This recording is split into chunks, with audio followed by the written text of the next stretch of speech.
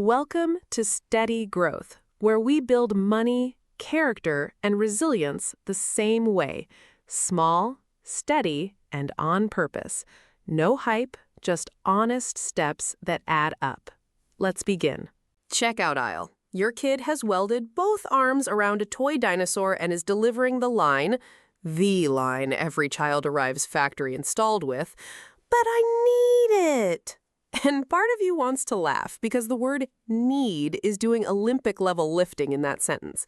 They do not need the dinosaur. They own, conservatively, 40 dinosaurs. But before you launch the correction, you don't need it, you want it.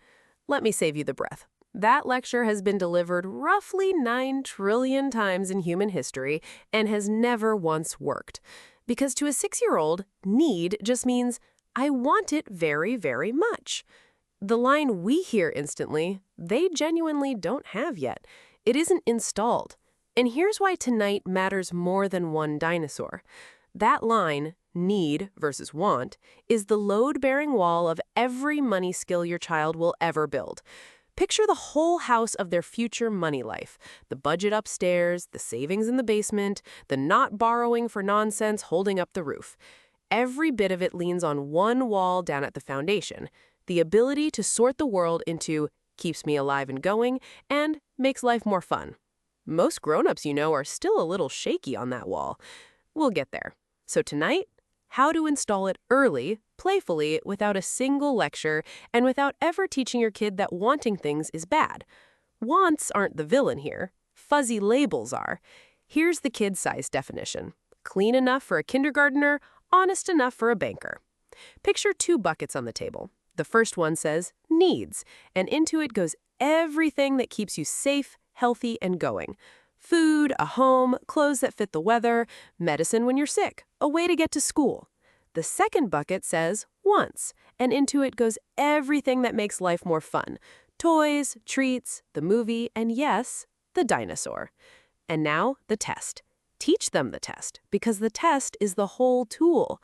Hold any one thing up and ask, what happens if we don't get it? Skip a need, and something genuinely goes wrong. You're hungry, cold, sick, stuck. Skip a want, and you're a little disappointed for an afternoon, and life rolls right on. That's it. That's the wall. 2 buckets and 1 question. Now watch where this gets fun. Don't teach it at the checkout in the heat. Teach it as a game at the table when nothing's at stake. Grab a grocery flyer or just point around the kitchen. Milk, need or want. Ice cream, the fridge magnets. Kids take to this absurdly fast because sorting is what young brains do for sport. And within a week, you'll hear the unmistakable sound of the concept clicking into place. A small voice at the store, unprompted, announcing, "That's a want," usually about someone else's cart, at full volume. Congratulations! The wall is in. Now comes the part that turns this from a vocabulary quiz into real money education, the gray zone. Picture a little shelf that sits right between the 2 buckets. Call it the HMM shelf, and watch what lands there. Play the game long enough, and your kid will hand you a puzzle. Is a phone a need or a want?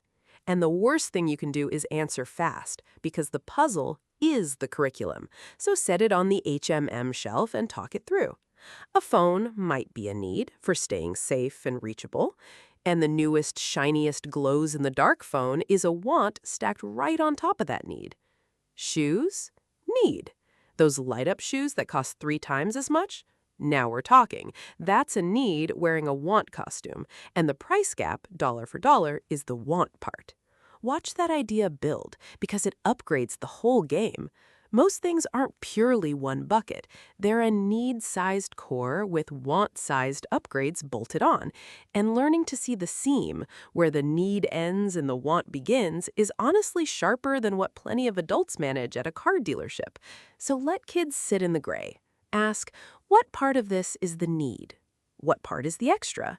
And resist resolving every debate, because perfect sorting was never the goal.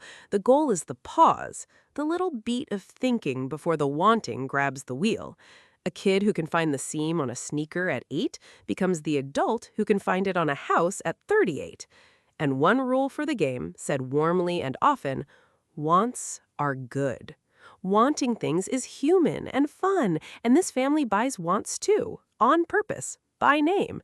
We don't sort to shame the wants, we sort so we can choose them. Now the uncomfortable, useful part. The mirror. Because while we're teaching the small people to sort, it's worth admitting where they picked up the fuzzy labels in the first place. From watching us. Remember the needs bucket from our budgeting episode and the warning that needs quietly creep towards 70% of income because wants keep sneaking into that bucket wearing trench coats? Picture them tiptoeing in, collars up. The phone is a need. The every single year upgrade is a want wearing a needs coat. Food is a need. The nightly delivery with the fee and the tip and the little rush of not cooking is a want in a needs coat. The internet is basically a need now. The triple-stacked streaming bundle nobody's fully watched is wants all the way down. Adults run the checkout aisle scene daily. We've just traded the toy dinosaur for subscriptions and learned to say, I need it, with a perfectly straight face. So run the game on your own cart honestly, maybe even out loud where the kids can hear, because that might be the most powerful money lesson in this whole episode. A parent looking at their own purchase and saying, cheerfully, you know what? This one's a want. I'm choosing it anyway. It fits our wants money, but let's call it what it is. That one sentence teaches 3 things at once. The sorting applies to everyone. Wants are allowed, and naming things truthfully is just what this family does with money. The kids believe the wall is real because they watch you live inside it too. That's not a gotcha. That's the curriculum, walking around the house. Now, before we land this, one honest thing I owe you. 3 edges that keep the tool healthy instead of harmful. First, the line is contextual, not moral. A car is a want in one city and an absolute need in another. A laptop is a luxury for one kid and the spine of another kid's schooling. In a genuinely tight season, the family sort gets stricter, and that's wisdom, not failure. So teach the test, not a fixed list. The test travels, lists expire. Second, never let the game become a shame stick. The instant that's a want turns into the household gotcha, used to veto every joy, or worse, aimed by siblings at each other's birthday hopes. The tool curdles.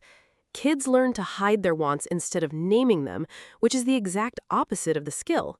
The frame stays steady. We name it so we can choose it. And this family proudly, deliberately chooses wants, on purpose, inside the plan.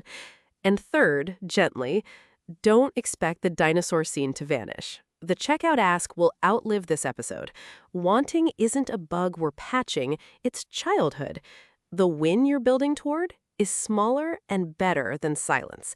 The day your kid clutches the toy, pauses, and says, it's a want. Can it go on my list? That pause, the seam spotted, the wanting named, the choosing begun, is the whole victory. Everything else in their money life grows out of it. So here's the thing to carry to the table this week. Not the checkout aisle, the table, where teaching actually works. Play the game. 2 buckets, 1 test. What happens if we don't get it? Hunt the gray zone together, because the seam between need and upgrade is where real money thinking is born. Hold the mirror without flinching and let your kids catch you naming your own wants out loud, cheerfully, inside the plan. Keep wants innocent, named, chosen, enjoyed, and keep the tool a game, never a stick. Because here's what you're really installing under all the dinosaur talk: the load-bearing wall. The budget your kid builds at 25, the debt they don't take at 30, the calm they feel at 40 when the money asks them what matters, all of it stands on a 6-year-old learning, playfully, that things have names and named things can be chosen. Name it to choose it. The wall goes up now. And next, on this little arc we've just started, we plant a single penny and watch it grow into a mountain. That one's for my kids. Soon. If something here was useful today, the best thing you can do is use it. tonight in one small way. And if you'd like to keep growing with us, you're welcome in our tribe at familycreative.org. It's where we gather the tools and resources we build for people doing this on purpose, and where you can learn more, share what's working, and help someone a few steps behind you. That's the whole point. Small, steady, together. Be kind, try hard, do the work, build the family. We'll see you in the next one.